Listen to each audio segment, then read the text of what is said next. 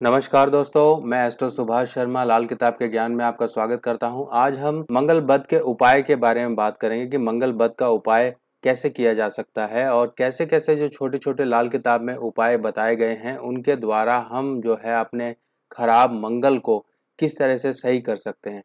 देखिए, मंगल बद के बारे में लाल किताब में ये लिखा गया है कि ऐसा इंसान, क्योंकि मंगल जो है खून से संबंध रखता है, तो हमारा जो खून है वो कहीं ना कहीं गंदा हो चुका होता है। हमारा खून का संबंध हमारे कुल से जुड़ा हुआ है, हमारे परिवार से जुड़ा हुआ है। तो मंगल बद जब होता है तब लाल किताब में यह भी कहा गया है कि ऐसा सूर्य जो बिना चमक के हो, यानी कि आपकी जो जिंदगी में प्रकाश देने वाला सूर्य ही मध्यम पड़ चुका हो, तो ऐसे केस में जो है मंगल बद होता है।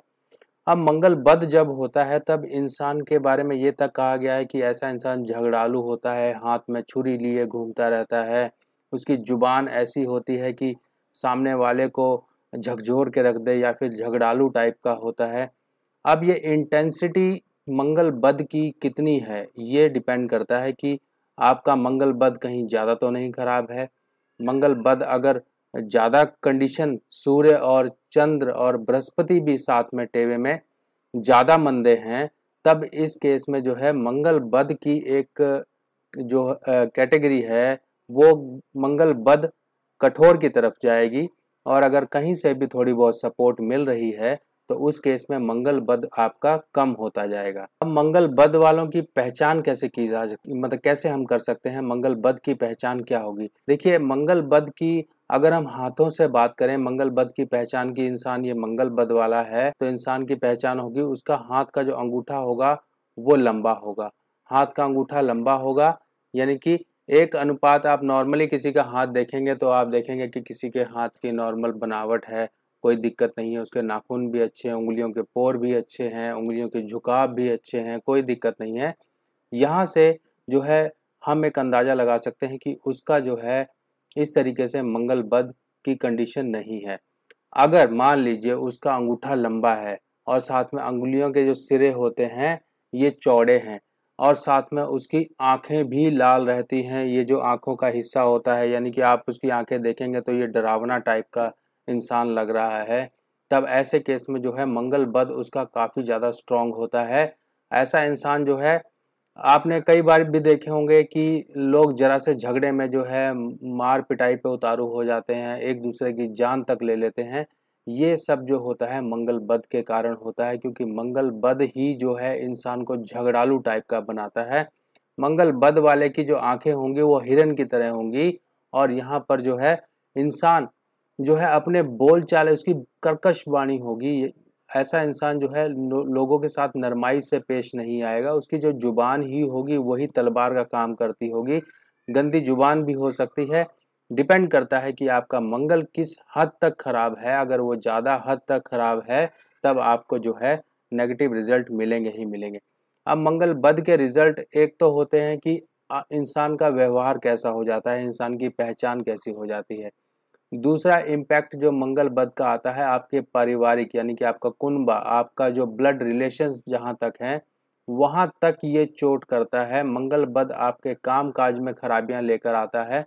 मंगल बद जो है आपकी सक्सेस में कहीं ना कहीं रोड़ा अटकाने का काम करता है। आपकी सोच हो सकता है कि आपके बढ़ते कदमों को रोके, क्योंकि जो सूर्य का प्रकाश है आपके जीवन में एक पड़ना चाहिए। देखिए, रात के बाद जैसे ही सुबह आता है, फूल खिलते हैं, पक्षी चहचहाते हैं, सब एक दुनिया नॉर्मल रूटीन में चलना शुरू हो जाती है। पर जिसका भी मंगल बद होता है, इस केस में वो इंसान जो है अपने जीवन में परेशानियां भोगता है। कहीं ना कहीं उसके काम काज में जो है दिक्कतें रह सकती हैं, काम काज संबंधी उसके पारिवारिक जो है झगड़े रह सकते हैं। कई बार आपने देखा होगा फैमिली डिस्प्यूट्स इतने ज़्यादा होते हैं, चाहे वो ज़मीन जायदाद को लेकर होते हो, चाहे वो जर जोरू ज़मीन कोई भी हिस्सा हो सकता है जो झगड़ों का कारण बनता है। इंसान अपने ही घर के जो अपने ही खून के रिश्तेदार होते हैं वही उनके जो है खून के प्यासे बन जाते हैं। कई आपने फैमिलीज के ऐसे डिस्प्यूट देखे होंगे जो कि बिल्कुल बिखर चुके हैं, एक दूसरे को एक दुश्मन की नज़र से ही देखते हैं। अब मंगल बद का उपाय, जैसा कि मैं अपनी पुरानी वीडियोस में भी बता चुका हूँ, आज फिर इस चीज़ की व्याख्या कर रहा हूँ कि मंगल बध का उपाय जो होता है सूर्य, बृहस्पति और चंद्र की मदद से लेके किया जाता है, पर जो मुख्य रोल जो मंगल बध को सही करने के लिए होता है वो चंद्रमा का ही सपोर्ट लेके किया जाता है। एक एडिशनल हेल्प जो हम ले सकते हैं सूर्य और बृहस्पति से, पर जो है चंद्रमा ही जो है मंगल बध के जहर को कम करता है। अब मंगल बध का उपाय क्या है? मृगशाला। मृगशाला जो है वो मंगल बध के उपाय के लिए कही गई है कि आप मृगशाला का प्रयोग करें। आप घर में नॉर्मली कई लोगों के पुराने समय की मृगशालाएं घरों में होती हैं और वो मृगशाला का आप टुकड़ा जो है वो पहन सकते हैं। मृगशाला आप जो आसन वगैरह लगाते हैं घर पे, आप जो पूजा पाठ करते हैं तब आप मृगशाला का इस्तेमाल करिए। इसके साथ साथ चांदी का एक चौकोर टुकड़ा, चांदी का चौकोर टुकड़ा छोटा सा, वो आप अपने साथ अपने पॉकेट में रखिए। इसके साथ साथ रेवड़ियाँ या पताशे जो हैं आप जल प्रवाह कर सकते हैं, जल प्रवाह करते रहिए। अगर रेवड़ियाँ वगैरह आपके आसपास कहीं पर भी जल प्रवाह की फैसिलिटी है तो आप जो है जल प्रवाह करते रहिए। इससे जो है मंगल बध का प्रभाव कम हो जाता है, क्योंकि जब हम कोई चीज़ जल प्रवाह करते हैं तो वो सीधी जाती है चंद्र के पास, यानी कि खाना नंबर 4 जो है चंद्रमा का घर है। और चंद्रमा की जब सपोर्ट मंगल बध को मिलती है तब यहाँ पर मंगल बध नहीं रहता है, मंगल नेक हो जाता है, मंगल अच्छा होना शुरू हो जाता है। इसके साथ साथ अपने खान पान का ध्यान रखिए। अपने खाने पीने में जो है आप वेजिटेरियन डाइट का ही प्रयोग करिए, नॉन वेज या गंदी खुराक की तरफ मत जाइए, क्योंकि जैसे ही आपका अन्न होगा वैसे ही आपका मन परिवर्तन होता रहेगा। तो मन और जब हमारा खुराक अच्छी होगी, जब हमारी खुराक अच्छी होगी तो हमारा खून जो है वो भी साफ रहेगा, क्योंकि मंगल जो है खून को भी रिप्रेजेंट करता है। अगर खून गंदा होता है तो मंगल बद होता है।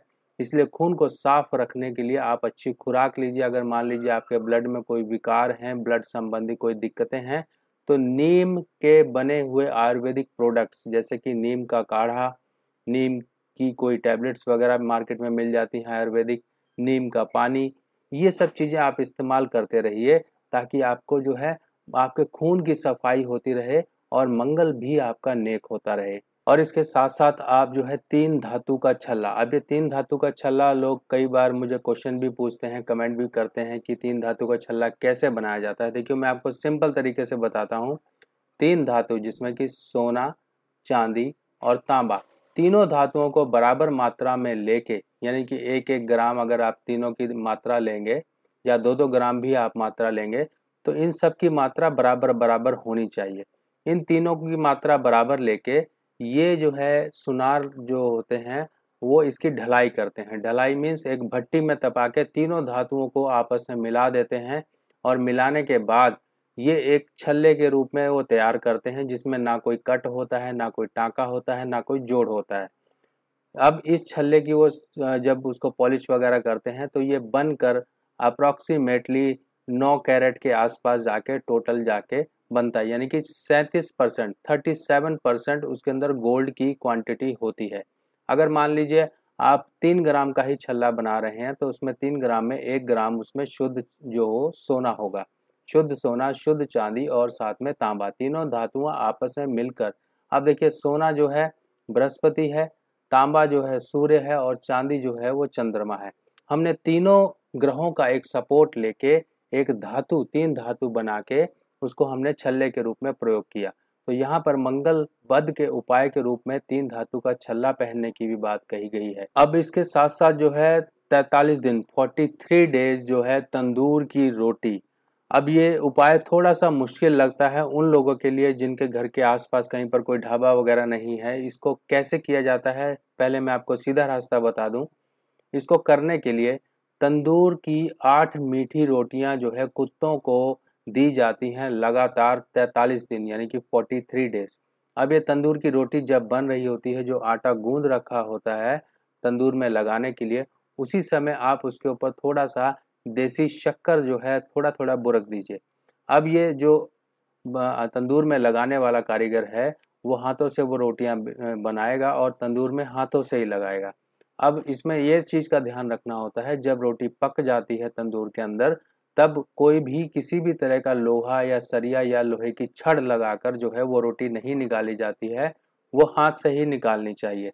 यहाँ पर इसके पीछे लॉजिक ये है, शनि की कारक वस्तु जो होती है वो लोहा होती है और यहाँ पर हमने शनि का कोई भी किसी भी तरह का इन्वॉल्वमेंट नहीं लेना है। उसको जिस तरीके से उपाय के तौर पे कहा गया है उसी तरीके से वो करनी है। अब कई लोगों के घर में तंदूर होता है, अगर मान लीजिए घर में आपके तंदूर है तो आप ये सब करिए, पर यहाँ पर मंगल बद वालों के लिए खास मनाही की गई है कि घर में आप तंदूर ना रखें।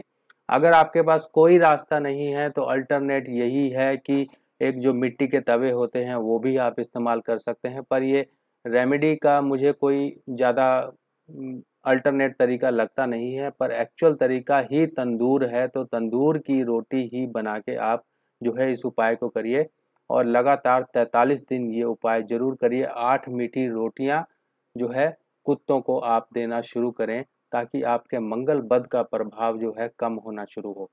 देखिए, मंगल बद के बारे में मैं जितनी मर्जी बातें कहूँ यहाँ पर कम है। बस आपको यही समझ लेना चाहिए बाय एंड लार्ज कि मंगल बद जो है आपका सबसे बड़ा जीवन का दुश्मन है। ये आपको चारों तरफ से चोट पहुँचाता है। हो सकता है मंगल बद का इंसान अपने लिए बुरा ना हो, पर वो अपने परिवार और जुड़े संबंधियों या दूसरों के लिए बहुत ही मनहूस कहलाया जाता है। तो यहाँ पर ये मनहूसियत अपने जीवन पे ना रहने दें, अपने बनते हुए कामों को ना बिगड़ने दें, अपने आप को एक अच्छा जीवन दें उपायों के जरिए, जो कि लाल किताब में सिंपल उपाय हैं उनको करके जो है आप अपने मंगल बद के प्रभाव से बच सकते हैं। तो दोस्तों, आप लोगों का प्यार और आप लोगों का सहयोग भर भर के मिल रहा है। मैं सोच नहीं सकता था कि आप लोग इतना जो है मेरे ट्यूटोरियल्स जो आपको लाल किताब का ज्ञान मिल रहा है इतना आप जो प्यार देंगे। बस यही प्यार और यही सहयोग मैं आपसे आशा रखता हूं कि जुड़े रहिए, बने रहिए, लाइक और सब्सक्राइब और वीडियो शेयर करते रहिए। ऐसे ही लाल किताब का ज्ञान का सिलसिला आपके साथ लगा रहेगा। बाकी नेक्स्ट वीडियो पोस्ट में फिर मिलेंगे, तब तक के लिए मुझे आज्ञा दीजिए। नमस्कार।